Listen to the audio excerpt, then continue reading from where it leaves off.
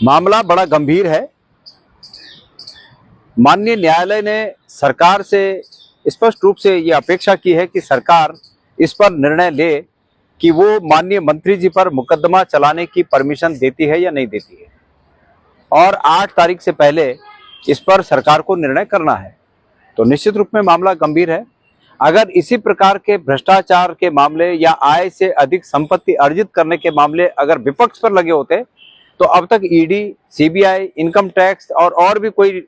अगर enforcement authority होती हैं तो वो तमाम इन्फोर्समेंट अथॉरिटी अब तक विपक्ष के उन नेताओं को जेल में भर चुकी होती। लेकिन चूंकि मामला सत्ता पक्ष से जुड़े हुए एक मंत्री जी का है तो निश्चित रूप में सरकार जो है अब देखना है कि सरकार क्या निर्णय करती है। वैसे अगर भारतीय जनता पार्टी की सरकारों की या भारतीय जनता पार्टी के नेताओं की ये मंशा अगर होती, विशुद्ध रूप से मंशा होती कि भ्रष्टाचार पर नकेल कसनी है, तो मैं ये मानता हूं कि 2016 में जब कांग्रेस की सरकार थी, हरीश रावत जी जब मुख्यमंत्री थे, उस समय लोकायुक्त की बेंच गठित हो गई थी, लोकायुक्त तय हो गए थे।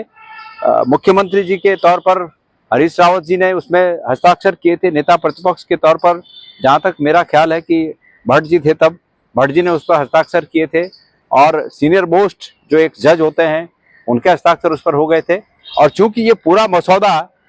नोटिफिकेशन के लिए महामहिम श्री राज्यपाल तक जाता है, तो जैसे ही ये मसौदा महामहिम श्री राज्यपाल पर गया, भारतीय जनता पार्टी के नेताओं ने इसमें बवाल कर दिया कि नहीं, ये नहीं होना चाहिए।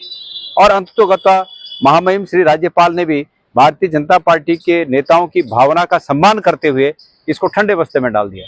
तो भ्रष्टाचार पर अंकुश लगेगा कैसे? और अभी तो एक मंत्री जी पर एक केस है, अगर जांच हो जाए तो कोई नेता बीजेपी का बचेगा ही नहीं जिनके पास आय से अधिक संपत्ति साबित ना हो जाए। तो अगर प्रदेश में इस प्रकार से अगर भ्रष्टाचार को रोकना है तो लोकायुक्त का गठन, प्रभावशाली लोकायुक्त का गठन होना चाहिए, ताकि लोगों को ये डर रहे कि भाई हमारे राज्य में ही एक ऐसी अथॉरिटी है जो पर्दाफाश कर देगी और लोग इस प्रकार के कामों में नहीं जाएंगे, नहीं करेंगे इस प्रकार के काम। तो अब